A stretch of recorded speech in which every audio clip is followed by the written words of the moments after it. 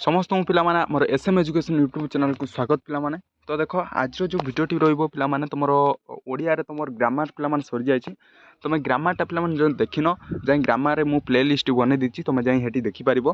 तो आज जोटा पिलामाने रहिजो सृजनात्मक रचना पिलामाने जोटा भेरी भेरी एग्जाम तुमर बोर्ड एग्जाम रे तुमर पड़ी था ये जो रचनाटी सृजनात्मक रचना पिलामाने एवरी बोर्ड एग्जाम रे पड़ता है। तुमर क्लास 10 बोर्ड एग्जाम हो क्लास 12 बोर्ड एग्जाम हो +3 भी हो तो ये जहाँ भी एदर तुम गोटे देखापी मिल बुझल। तो ये जो क्वेश्चन टी पे भेरी भेरी इंपोर्टाट रही तो भल भाव में देखी जाओ। ओके तो सृजनात्मक रचना मिनिंग कौन है फास्ट देखा। तो देखा पूर्व ये पे कह आम चैनल जो नुआ आम चैनल को लाइक कर सब्सक्राइब कर दो पे देख सब्सक्राइब करा मात्र ही तुम पे भिडियो गुड़ा तुम देखा मिल। तो मुझे भी भिडियो जे मर्निंग भी मुझे भी छाड़ी भिडियो जोटा तुम जाना दरकार तो सही भिडियोटा तुम देखिपार कहीं आम चैनल को सब्सक्राइब करना। तो सर्वप्रथम कह आम चैनल सब्सक्राइब कर पे ऑल गोटे थी तो सहीटा ऑलटा को तुम जब बजे दौच ताले ऑल कौन हम ना मुझे भी वीडियो पठेबी सर्वप्रथम तुम देखिपार बुझिपारे कि। तो देख सृजनात्मक रचना पे कौन ना प्राचीन फास्ट जब देखा तार उपाय लिखार उपायटा कौन पे प्राचीन ओडिया प्रबाद जोटा कि वचनर रूढ़ी और शक्ति को आधार कर सृजनात्मक रचना लिखा हेब बुझिपाल। तापर प्रथमे प्रदत्त प्रदाब तार वचन रूढ़ी सूक्तिर भावार्थ और अंतर्गत कहानी जदि थाए ताकू बुझा हेब बुझिपाल। तो तापर जो नेक्स्ट देखा ग नंबर देती तहिरे थिबा समाज चित्र और जीवन सत्य और तार नीति को प्रभावित कर पे सर्वजनित रचना। तर फास्ट मु तुमको कहबी तो तुलसी दुपत्रु बासे अति लेंबु चिपुड़िले पिता। तो एगुड़ा पे सर्वजनित अति लेंबु चिपुड़िले पिता। ओके तो तार से जो अति लेंबु चिपुड़िले पिता तो सहीटा को तुम लिखार अच्छी गोटे वाक्यर कन्वर्ट करार अच्छी जोटा कि गोटे पाराग्राफ कन्वर्ट करार अच्छी जोटा कि अति लेंबु चिपुड़िले पिता तार गोटे एग्जांपल लब। ओके एग्जांपल देकी तार मीनिंगटा कौन अति लेंबु चिपुड़िले पिता तार मीनिंगटा कौन तो सहीटा बुझेब। तो सही को पे कहते सृजनात्मक रचना बुझिपाल। तो यह पे देख ये वार्डटा पे तुम जो एग्जाम आसते पे पचारती तो केते यार जो लिख तुम केते लिखा दरकार। तो यहाँ पे 100 ରୁ 150 वार्ड 100 टू 150 वार्ड मध्य लिखार अच्छी। ओके तुम 100 लिखिपार 100 वार्ड लिखिपार ना अति बेस पे 150 वार्ड लिखिपार बुझल। तो 120 वार्ड 130 वार्ड लिखले तो बहुत बुझिपाल। तो पे तुम लिखिपार। तो देख तो आज जो इम्पोर्टाट सृजनात्मक रचना पे मुझे सब या नेक्स्ट वीडियो भी आनी। तो आज जो वीडियो रज मोस्ट इम्पोर्टाट पे तुलसी दुपत्र बासे। ओके तो तुलसी दुपत्र बासे सृजनात्मक रचना भेरी भेरी इंपोर्टाट। तो यहीटा को पे भल भाव में तुम छाड़ ना पे बारंबार कौच देख। तो तुलसी दुपत्र बासे पे तुम +2 बोर्ड एग्जाम 2023 आसाला 2024 एथर पे तुम आसी तो 2025 रे पे आसी ना 2026 तुम जो बोर्ड एग्जाम दब से पे आसो। तो 10वीं श्रेणी पे आसो +2 पे आसो +3 पे आसो। तो यहाँ भल भाव में देखी जाओ बुझल। देख तुलसी दुपत्र बासे तो यार मिनिंगटा पे कौन तुलसी दुपत्र बासे तो पे छोट बड़ू प्रतिभाटा जना पड़ो फास्ट मिनिंग पे छोट बड़ू प्रतिभाटा जना पड़ो। तो ओके तो आम तुलसी दुपत्र बासे आम क्या ये करते कहल ना पठाणी सामंत को आम कहते तुलसी दुपत्र छोट बड़ू प्रतिभाटा जना पड़ूला आउ भी आख्या दिया तुलसी दुपत्र बासे बुझिपाल। तो देख आम जाना देख तुलसी दुपत्र बासे पे सृजनात्मक रचनाटा भेरी भेरी इंपोर्टाट।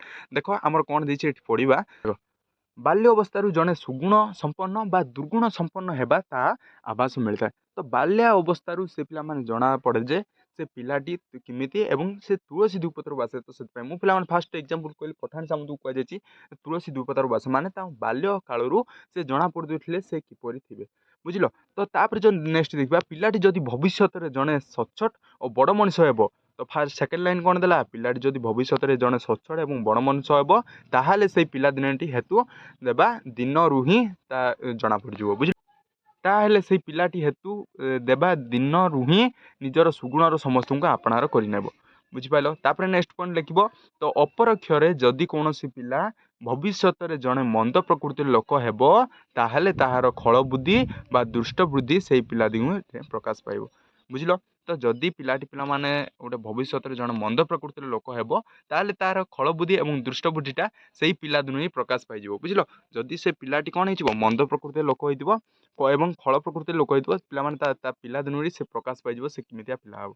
ओके तो से पे कहुई देख तुलसी दुपत्र बासे एवं बिछुआती दुपत्र कुंडे हुए ये पे गलू करे तो लिखी बुझिपाल क्लीयर है। ତ ପିଲାମାନେ ଯଦି ଗୋଟେ ପିଲାଟା ଯଦି ଭଲ ହେବ ତ ଛୋଟବେଳୁ ତାର ଜଣା ପଡ଼ିଯାଇଥାଏ ପିଲାମାନେ ତ କେମିତି ହେବ ସେ ପିଲାଟି ବୁଝିଲ।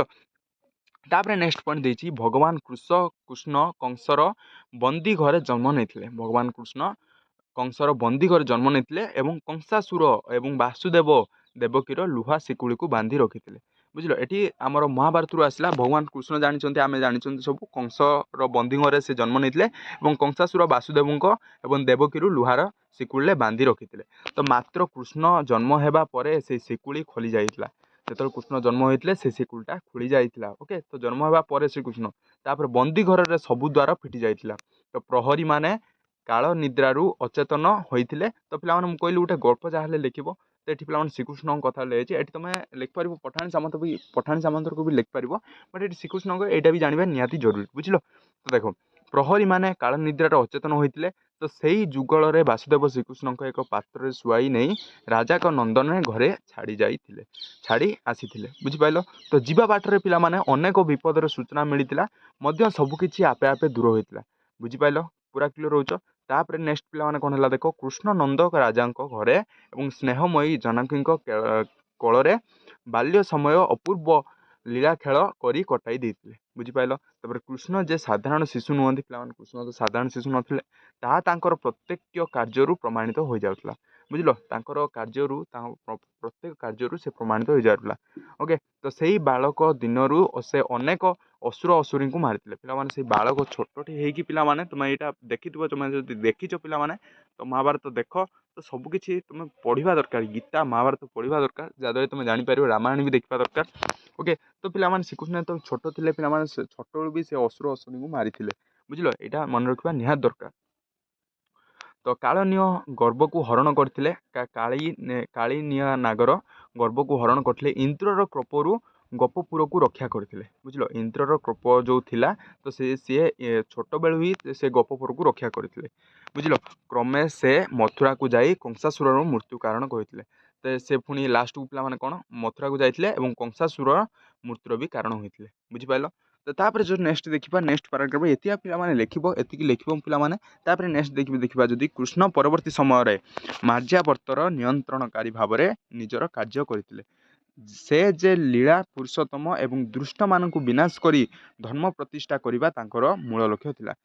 କୃଷ୍ଣଙ୍କର ପ୍ରକୃତି କ'ଣ ଥିଲା ପିଲାମାନେ, ନା ଦେଖ ଦୁଷ୍ଟମାନଙ୍କୁ ସେ ବିନାଶ କରିବେ। ଯେତେ ଖରାପ ଲୋକ ପିଲାମାନେ ଅଛନ୍ତି ତ ସେମାନଙ୍କୁ ବିନାଶ କରିବେ ଏବଂ ଧର୍ମର ପ୍ରତିଷ୍ଠା କରିବେ। ଏଇଟା କୃଷ୍ଣଙ୍କର ମୂଲ୍ୟ ଲକ୍ଷ୍ୟ ଥିଲା। ବୁଝିଲ, ତାପରେ ତାହା କୃଷ୍ଣଙ୍କୁ ପିଲାଦିନରୁ ହିଁ ସୂଚନା ମିଳିଥିଲା।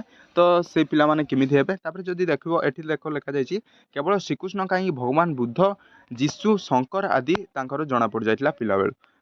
କେବଳ ଶ୍ରୀକୃଷ୍ଣ ନାହିଁ ପିଲାମାନେ, ବୁଦ୍ଧଙ୍କର ଜଣାପଡ଼ିଥିଲା, ଯୀଶୁ ଏବଂ ଶଙ୍କର ଆଦି ଧର୍ମ ପ୍ରଚାରକ ମାନଙ୍କର ମହନୀୟତା ଅତି ଅଳ୍ପ ବୟସରୁ ହିଁ ପ୍ରମାଣିତ ହୋଇଥିଲା। ତ ତେଣୁ ପିଲାମାନେ ସଦ୍ଗୁଣ ଦେଖି କୁହାଯାଇଛି ତୁଳସୀ ଦ୍ୱୀପତରୁ ଭାସେ। ବୁଝିଲ, ତ ସେଥିପାଇଁ ପିଲାମାନେ କୁହାଯାଇଛି ତୁଳସୀ ଦ୍ୱୀପତରୁ ଭାସେ। ବୁଝିପାରିଲେ କି ପିଲାମାନେ, କ୍ଲିୟର ହେଉଛ କି ନାହିଁ? ତ କାରଣ ସେଇ ପିଲାଦିନ ହିଁ ବଡ଼ ମଣିଷ ହେବାରେ ସବୁକିଛି ସୁନା ଦେଇଥାଏ। ସେଇ ପିଲାଦିନରୁ ହିଁ ବଡ଼ ମଣିଷ ହେବାରେ ସବୁକିଛି ସୁନା ଦେଇଥାଏ। ବୁଝିପାରିଲ, ତ ପିଲାମାନେ ଏଇଟା ଥିଲା ଆମର ତୁଳସୀ ଦ୍ୱୀପତରୁ ଭାସେ ସର୍ଜନାତ୍ମକ ରଚନା। ତ ଏଇଟା ଭେରି ଇମ୍ପୋର୍ଟାଣ୍ଟ। ଏଇଟା ପିଲାମାନେ ଭଲ ଭାବରେ ପ୍ରାକ୍ଟିସ୍ କରି ଯାଇଥାଅ, ଏକ୍ଜାମ୍ରେ ଆସିବ ପିଲାମାନେ 100% ସିଓର। ବୁଝିପାରିଲ, ତ ୟା ପରେ ପିଲାମାନେ ନେକ୍ସଟ କେଉଁଟା ଦରକାର ତୁମେ କମେଣ୍ଟ କରିପାରିବ। ତ ଆଜି ପାଇଁ ଏତିକି ପିଲାମାନେ, ଥ୍ୟାଙ୍କ ୟୁ।